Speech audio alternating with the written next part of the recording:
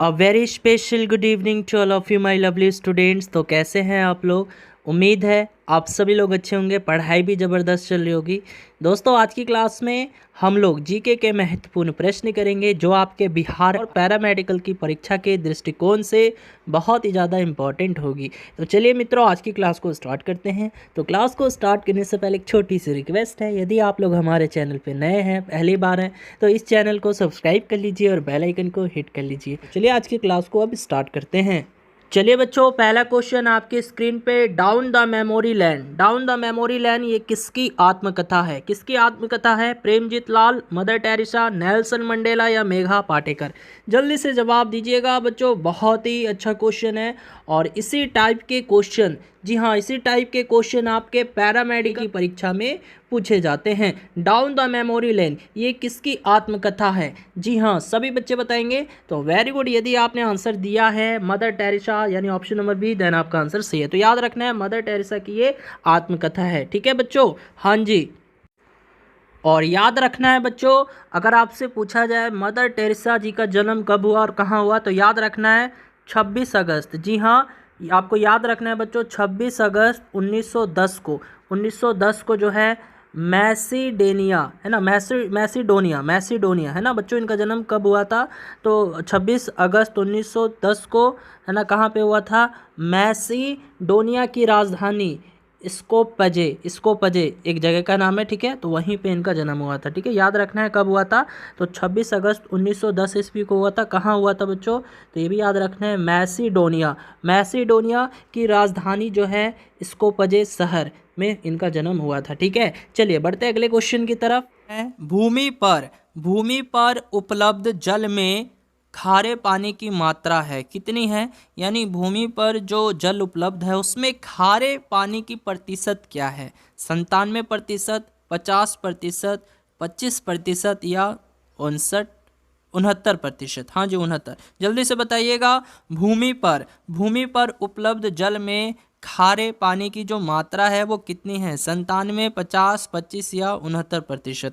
तो जी हाँ मित्रों, यदि आपने जवाब दिया है ऑप्शन नंबर ए यानी 97%, देन आपका आंसर सही है। तो बच्चों याद रखना है ना, भूमि पर उपलब्ध जल में जो खारे पानी की मात्रा है, खारे पानी की जो प्रतिशत है 97% है। अब देखिए, अगर आपसे मैं ये क्वेश्चन पूछूं कि पृथ्वी पर कितना प्रतिशत हिस्सा जलीय है, बताइए तो क्या जवाब दीजिएगा? पृथ्वी पर कितना प्रतिशत हिस्सा जलीय है, यानी पृथ्वी पर कुल कितना प्रतिशत जल का हिस्सा है, पृथ्वी पर कितना प्रतिशत हिस्सा जलीय है? तो याद रखना है बच्चों 71%। ठीक है, अगर पूछे कि पृथ्वी पर कितना प्रतिशत हिस्सा जलीय है ना, तो 71% हिस्सा जो है जलीय है। और इसी जलीय हिस्से का 97% भाग जो है खारे जल का है। ठीक है, याद रखना है। तो यही क्वेश्चन में पूछा गया था। ठीक है बच्चों, तो पृथ्वी पर कितना प्रतिशत हिस्सा जलीय है? 71%।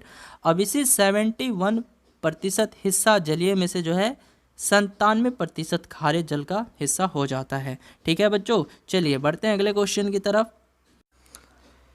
चलिए बच्चों, अगला प्रश्न आ गया है, वर्ष का वह समय क्या कहलाएगा जब दिवस और रात्रि की लंबाई में अंतर अधिकतम होता है? बताइएगा, वर्ष का वह समय जब दिवस और रात्रि की लंबाई में अंतर अधिकतम होता है वो क्या कहलाता है? विषुव या वसंत या अयनांत या ग्रहण? जल्दी से जवाब देना है। सभी स्टूडेंट इस प्यारे से क्वेश्चन का जवाब देंगे जी, बिल्कुल फास्ट। तो जी हाँ बच्चों, यदि आपने जवाब दिया है ऑप्शन नंबर बी यानी बसंत, देन आपका आंसर सही है। तो वर्ष का वैसा समय जब दिवस और रात्रि की लंबाई में अंतर जो है अधिकतम हो जाता है उसको हम लोग बसंत कहते हैं। चलिए बढ़ते हैं अगले क्वेश्चन की तरफ।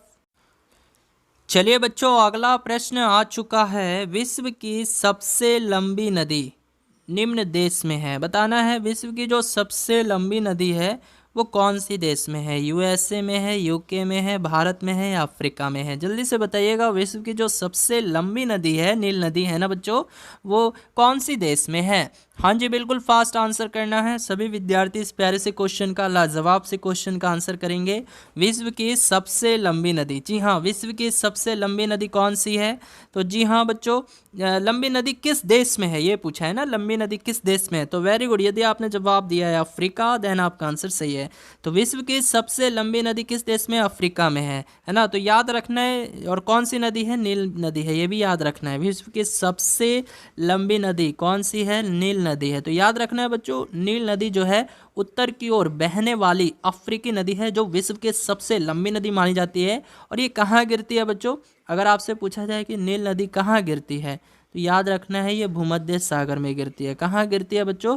भूमध्य सागर में मिल जाती है ना। ये नदी जो है भूमध्य सागर में मिलती है और एक विशाल डेल्टा का निर्माण भी करती है। तो आपको याद रखना है, ठीक है। चलिए बढ़ते हैं अगले क्वेश्चन की तरफ। अच्छा, यहाँ पर विश्व की सबसे लंबी नदी तो आप लोग जान लिए कि नील नदी है। अगर प्रश्न ये भी पूछते कि विश्व की सबसे चौड़ी नदी बताइए, तो विश्व की सबसे चौड़ी नदी, देन क्या आंसर कीजिएगा? विश्व की सबसे चौड़ी नदी, तो विश्व की सबसे चौड़ी नदी का बात आएगा तो ये अमेजन नदी हो जाएगी। कौन सी? अमेजन नदी, याद रखना है, अमेजन नदी, ठीक है बच्चों। चलिए बहुत अच्छी बात है, बढ़ते हैं अगले क्वेश्चन की तरफ। चलिए बच्चों, अगला प्रश्न है शब्द ऑक्टेन। शब्द ऑक्टेन इसके प्रसंग में प्रयुक्त होता है? किसके प्रसंग में ये शब्द ऑक्टेन प्रयोग होता है? राजनीति या क्रिकेट या पेट्रोल या संगीत? जल्दी से बताइएगा बच्चों, सभी स्टूडेंट बताएंगे। बिल्कुल फास्ट, बिल्कुल फास्ट बताना है। शब्द ऑक्टेन जो है ये किसके प्रसंग में प्रयुक्त होता है? तो जी हाँ बच्चों, यदि आपने जवाब दिया है ऑप्शन नंबर सी यानी पेट्रोल, देन आपका आंसर सही है। तो बच्चों, पेट्रोल की गुणवत्ता व्यक्त करने के लिए जो है ये यूज में लिया जाता है ये सब, ठीक है, ऑक्टेन, ठीक है। और देखिए होता क्या है कि पेट्रोल जितना अधिक अच्छा होता है उसकी ऑक्टेन संख्या उतनी ही अधिक होती है, ठीक है। तो बेसिकली उतना डिटेल्स में नहीं जाना है आपको, बस इतना याद रखना है कि ये जो ऑक्टेन शब्द है ये किसके प्रसंग में प्रयुक्त होता है? तो पेट्रोल के प्रसंग में प्रयुक्त होता है। चलिए बढ़ते हैं अगले क्वेश्चन की तरफ। चलिए बच्चों, अगला प्रश्न है रियाल कहाँ की मुद्रा है? रियाल कहाँ की करेंसी है बच्चों? अल्जीरिया, बेल्जियम, कनाडा या ब्राज़ील? जल्दी से बताइएगा बच्चों, यहाँ पे सभी बच्चे बताएंगे यहाँ पे कि भाई जो रियाल है ये कहाँ की मुद्रा है, कहाँ की करेंसी है। हाँ जी, जल्दी से। तो जी हाँ बच्चों, यदि आपने जवाब दिया है ऑप्शन नंबर डी यानी ब्राज़ील, देन आपका आंसर सही है। तो बच्चों, ब्राज़ील की जो करेंसी होती है, मुद्रा होती है, वो क्या होती है? रियाल, ठीक है। क्या होती है? रियाल होती है।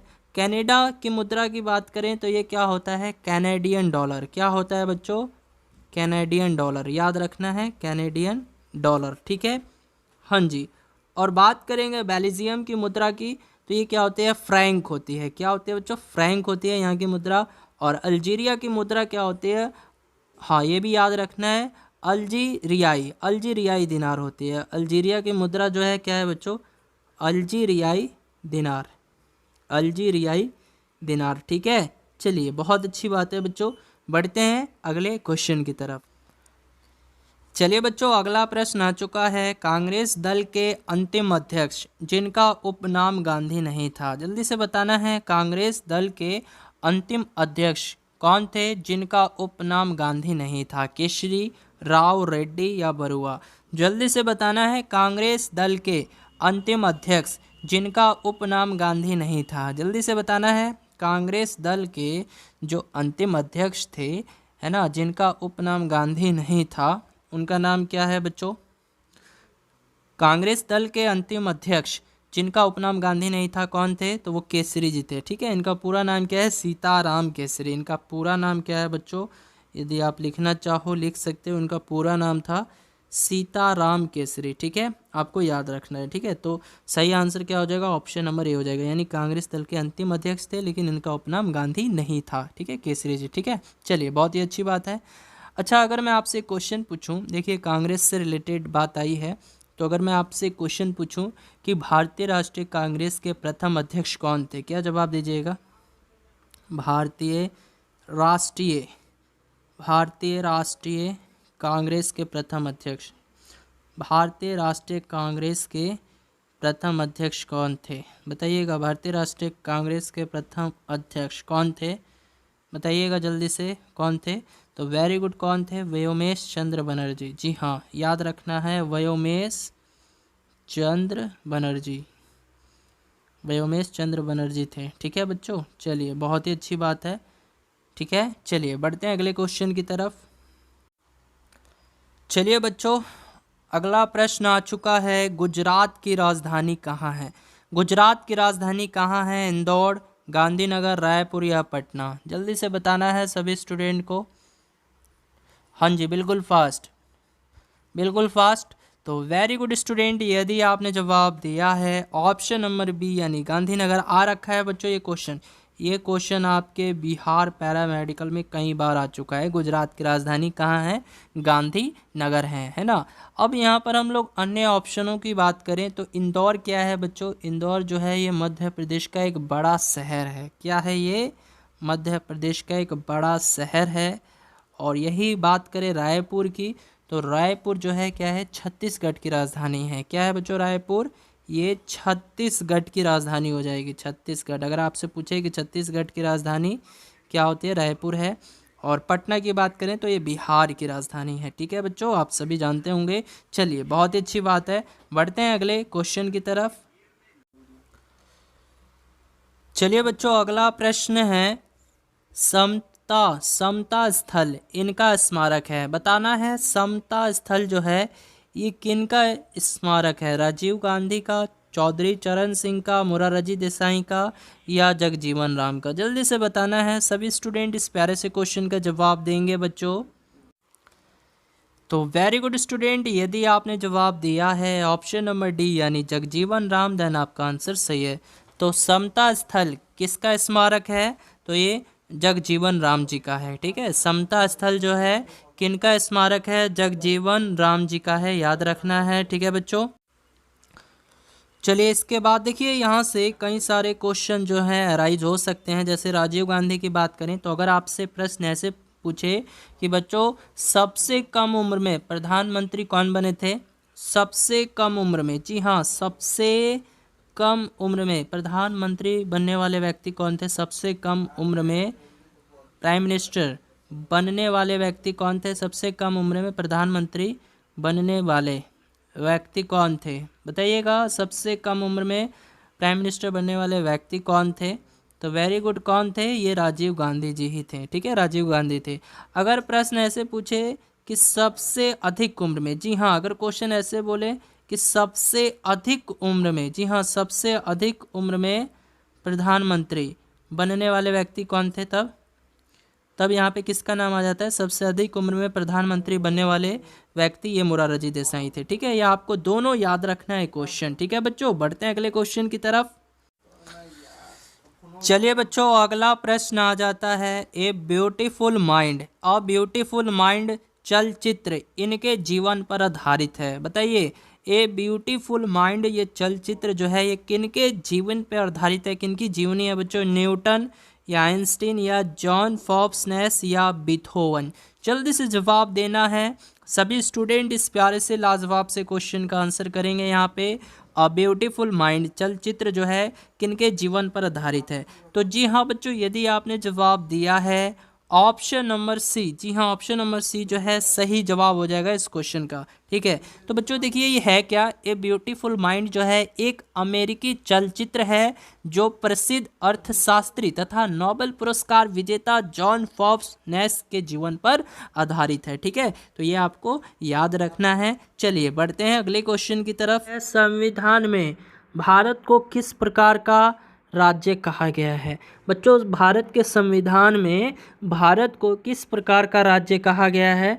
यानी इसको राज्यों का संघ कहा गया है, परिसंघ कहा गया है, अर्ध संघीय राज्य कहा गया है, इनमें कोई नहीं। जल्दी जवाब दीजिएगा। जी हाँ बच्चों, बिल्कुल फास्ट आंसर देना है। सभी बच्चे आंसर करेंगे इस प्यारे से क्वेश्चन का।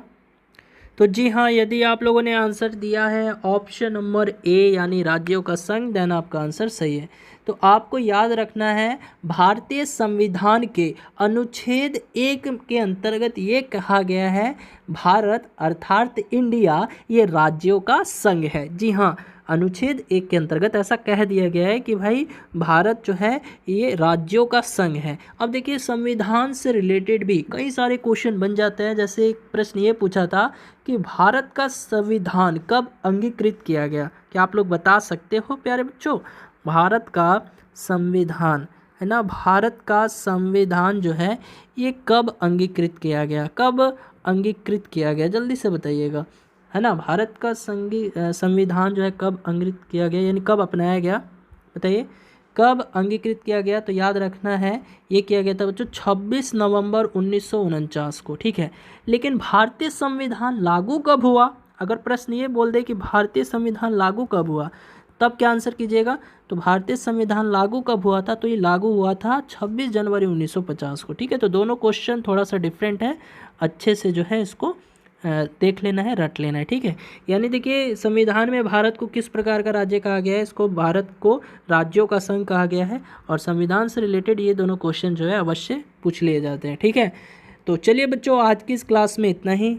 यदि क्लास अच्छी लगी हो तो अपना फीडबैक अवश्य दीजिएगा। मिलते हैं अगली क्लास में नई जोश नई उम्मीद के साथ। तब तक के लिए bye bye, tata, good night, take care.